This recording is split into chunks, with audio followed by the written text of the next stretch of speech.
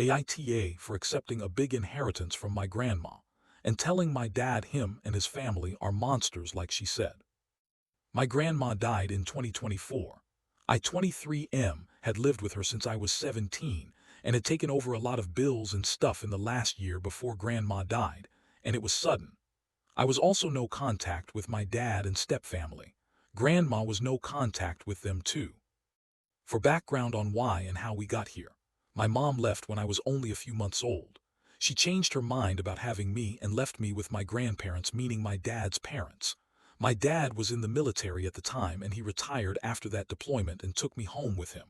Then my grandpa died a year later, so I don't remember him. My grandma continued helping out my dad. When I was 5, my dad told me he'd met someone and she had kids, a little bit older than me, and they wanted us to be a family. He got me really excited to have a mom and siblings.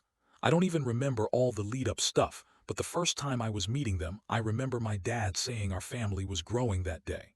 And the first time we met went okay. But it was downhill after that.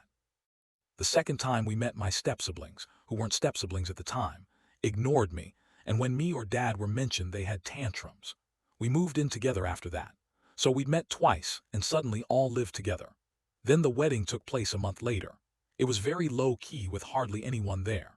But I remember my 2 oldest step-siblings pushed me to the floor because the 5 of us were supposed to be getting ready in the same room and waiting for the parents. But my step-siblings didn't want me with them.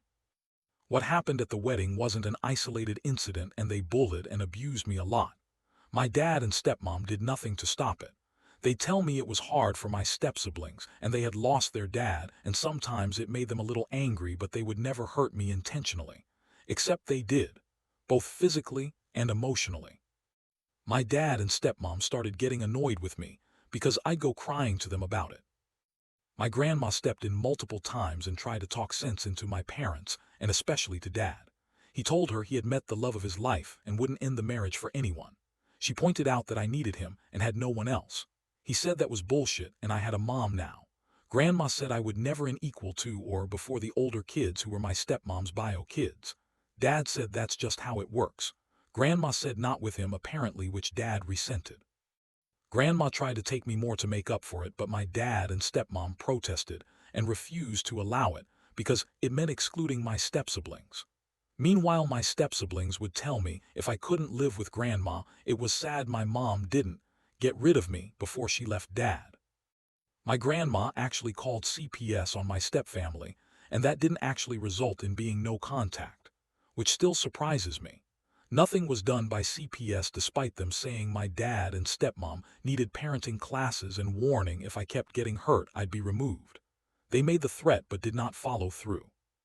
Then came a day where we were all at grandma's house. I was 11 at the time and my step-siblings would have been 13, 14, 16 and 17, and one of them shoved me really hard because I wanted to sit in the only free chair and it was next to them. Grandma went off on them, which set my stepmom off.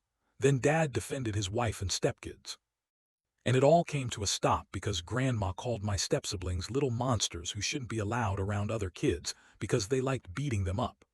Grandma refused to apologize, and as my dad and stepmom were forcing us all to leave, which meant forcing me to leave, grandma said they were all monsters, and she told dad he was not coming back from that moment.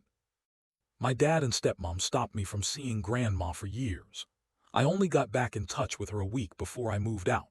They called the police and tried to drag me back and accused my grandma of abusing my step-siblings, but I got to stay, and no charges came from any of the accusations. Back to today.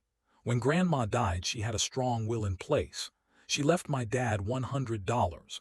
That was the minimum she could leave him so he couldn't sue for the rest, which she gave to me.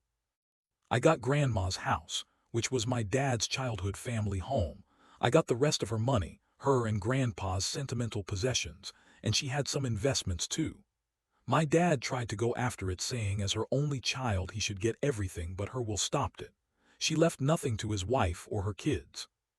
So then they started contacting me, at first through lawyers and then on socials, saying I should be dividing it evenly and giving dad what he deserves. Then shamming me for accepting it when she excluded my siblings. My dad even tried coming to the house to talk, and when he started to shame me for accepting it when she disrespected our family, I told him she was right and they were all monsters and that they didn't deserve anything. I only made him more mad. And saying that is what I'm mostly questioning because I feel like I made my life harder.